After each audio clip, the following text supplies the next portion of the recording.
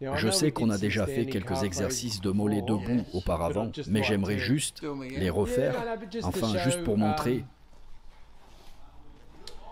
pour un homme avec des mollets assez corrects. On va regarder ça. Je voudrais simplement revoir la bonne exécution du mouvement. On va commencer par le placement des pieds. On veut simplement être sur la pointe du pied, exact. Étire bien et ensuite, et pour l'écartement des pieds, peu importe ce qui est confortable. L'important c'est d'avoir une bonne amplitude, en haut comme en bas. Ne sois pas comme ces gens à la salle qui font ça.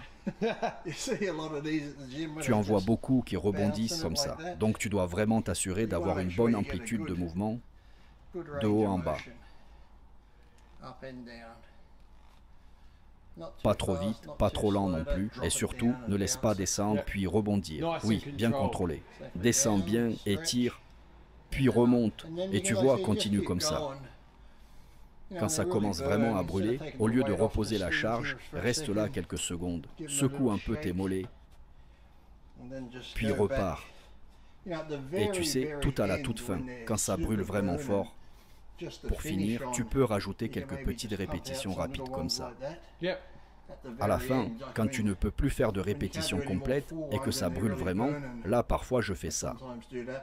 Mais jusque-là, assure-toi de garder une bonne amplitude. Et moi je mets aussi pas mal de poids. Le problème c'est que certaines personnes en mettent tellement qu'elles ne bougent presque pas les mollets. Elles font plus des shrugs.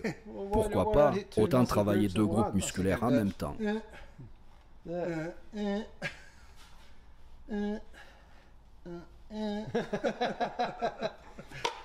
Donc, si je comprends bien, tu n'as pas vraiment de nombre de répétitions cibles.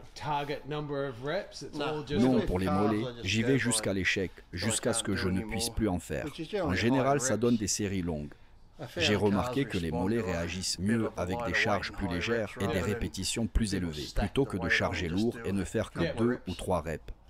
C'est pas efficace. C'est pour ça que les danseurs de ballet ont de gros mollets. Ils font toujours plein de répétitions, toujours sur la pointe des pieds. Ah, je croyais que c'était à cause des tutus. Ça se pourrait, oui. Ou des bananes. Pourquoi tu ne dis pas ça aux gens? On aimerait voir des gars débarquer à la salle avec des tutus. Qu'est-ce qui est mieux, les extensions mollets debout ou assis? Franchement, je trouve les mollets debout beaucoup plus efficaces que les assis. Assis, j'ai jamais vraiment senti le travail. C'était plus la cheville qui prenait, donc j'ai vite arrêté. Debout par contre, ça tape bien. Certains font aussi un petit truc à la fin. Ils posent leurs mollets contre une machine et juste avec le poids du corps, ils font des extensions rapides. Perso, je trouve que ça chauffe plus que la machine assise classique. Donc une fois que tes mollets sont bien congestionnés, tu peux finir comme ça au poids du corps. Mais dans tous les cas, je préfère clairement les mollets debout ou sur la presse en extension.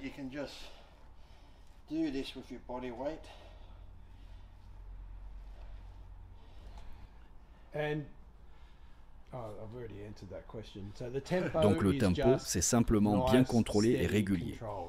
Oui, pas de rebond, pas de mouvement rapide. Comme je l'ai dit, vraiment à la toute fin, quand les mollets sont complètement cramés, là je peux enchaîner quelques répétitions rapides, juste pour rajouter une brûlure. Mais surtout, ne commence pas comme ça. Toujours commencer avec un rythme propre et contrôlé. Et même si tu n'as pas de machine, tu peux simplement utiliser une marche chez toi. Tu montes dessus, tu fais tes extensions de mollets au poids du corps, c'est suffisant. Moi, quand je les fais au poids du corps, je vise environ 100 répétitions. Je fais une pause, puis je repars. Même si ça brûle dès la 7e ou 10e répétition, je secoue un peu les jambes et je continue jusqu'à atteindre les 100. Et du coup, combien de fois par semaine tu entraînes les mollets? En général, je les fais tous les jours. Normalement, tous les jours, tant que j'arrive à bien les congestionner. Si un jour je sens que ça ne pompe pas, alors je ne les fais pas. Mais en règle générale, je choisis un seul exercice par jour et je fais environ 7 séries. Les mollets encaissent bien la charge. Je pense parce qu'on est tout le temps dessus. On marche dessus toute la journée.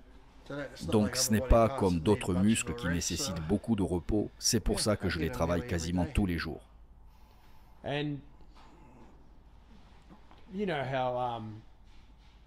Tu sais, Arnold disait qu'il avait les mollets faibles. Et ensuite ils ont grossi. Oui, oui, puis après ils sont redevenus petits. Tu sais, il y a même eu des rumeurs d'implants. Des implants? Oui, comme Lou Ferrigno, il en a eu aussi. C'est difficile à dire. On sait tous que Lou en avait mis et qu'il les a fait retirer. Mais on a vu des photos. Parfois ça paraissait bizarre, puis d'autres fois ça avait l'air normal. Donc peut-être qu'il a essayé.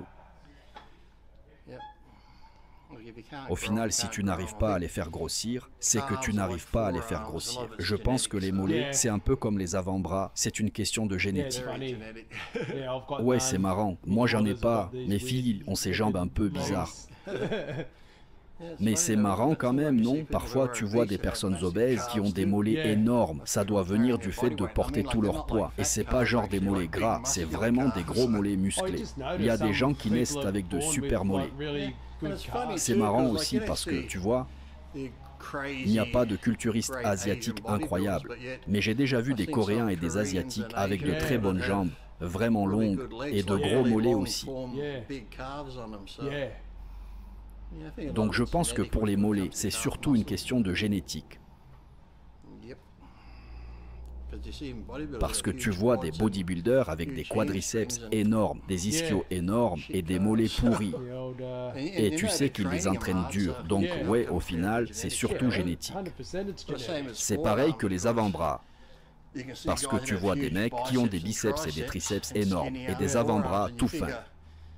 Et tu te dis, rien qu'avec les poids, en les tenant, même sans entraîner les avant-bras directement, tu devrais naturellement développer de gros avant-bras, juste à force de les maintenir. Mais je pense que les avant-bras et les mollets sont probablement les deux trucs les plus génétiques.